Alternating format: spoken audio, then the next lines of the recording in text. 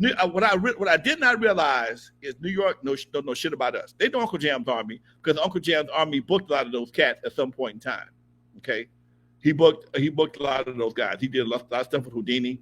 After I left Skateland, they brought people to Skateland. But at Skateland, I brought in had LL Cool J at Dudos.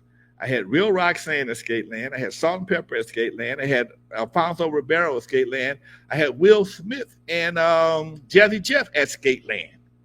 Wait, what? I don't think we ever talked about that. That shit. I did all that shit. Back then, they were just coming up. They were easy to get. If they was coming through, if it came through K-Day, they would just pop through. Okay?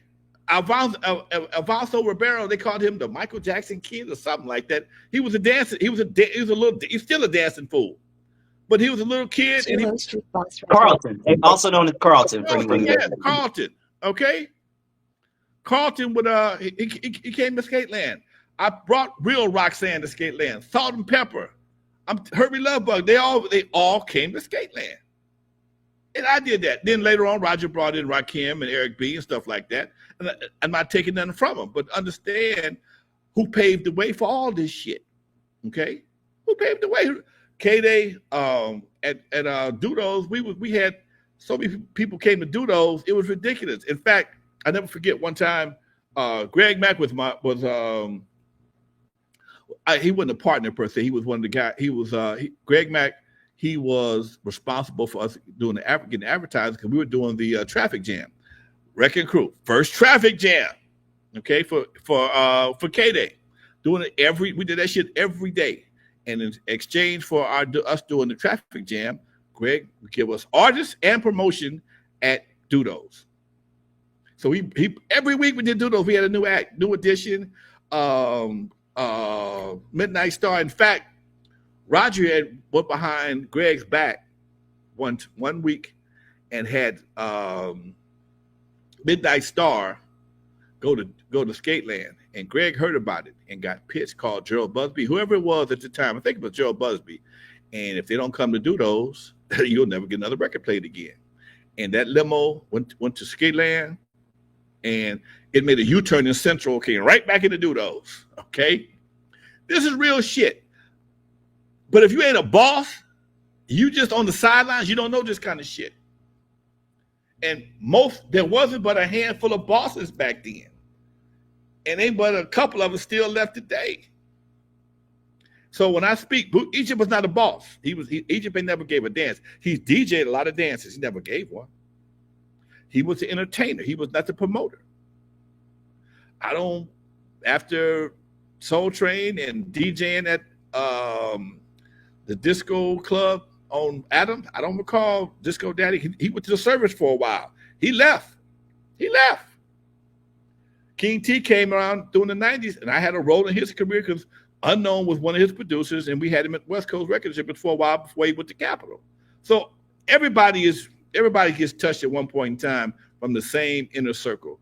And the inner circle is it's a handful of people that are always in the inner circle.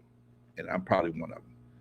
Without being cocky. Now, I've been doing this show with you since 2018.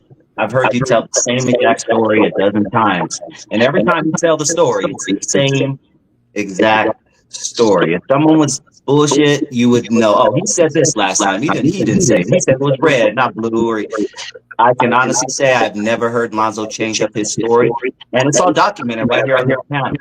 But during the interview I was listening to on the Dr. Green Thumb show, and I advise everybody to go check it out and tell them about this show as well, because we got to get Lonzo on Cypress Hill show on B-Row, because he's a legend. And in his defense, B-Row probably said 5 words the whole time. B-Row didn't even talk. He just let KRS and all them talk. But during the interview, it was said that Uncle Jam's Army were the first to bring Run DMC to Los Angeles.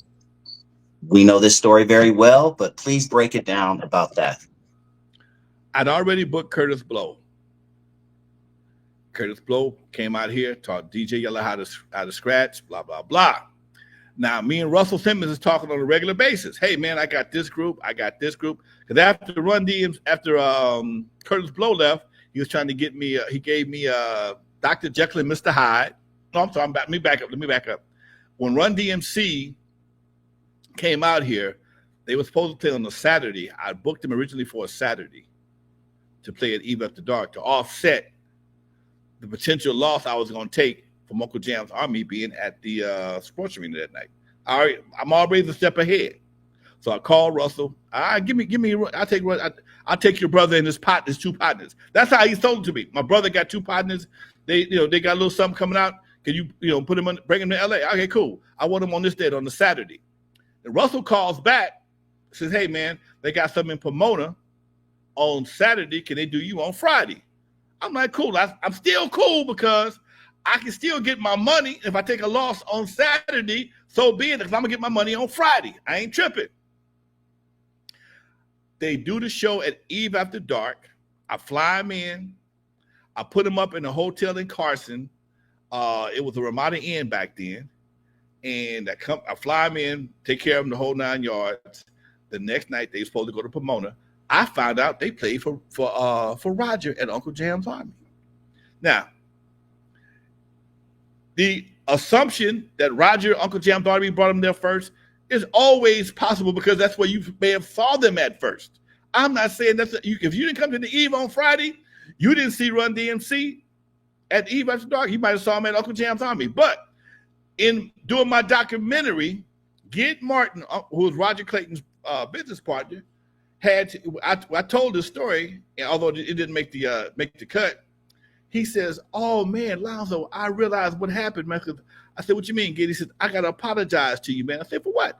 He says, because I can understand why when Run DMC played the sports arena, we had to bring them all the way back to Carson to the hotel.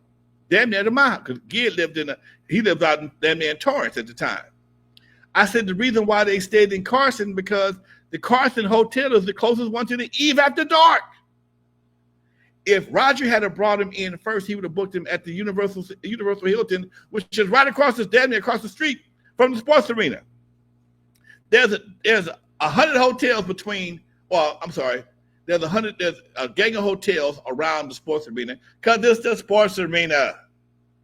But because I brought them in and Gid was not privy to the argument or damn near fight me and Roger had, I'm like, dude, how you gonna take my act so close to my damn my event and not offer no money for hotels, airfare, nothing? Man, fuck you, I ain't doing shit. I ain't giving you. This is the kind of conversation me and Roger had. Gid don't know that.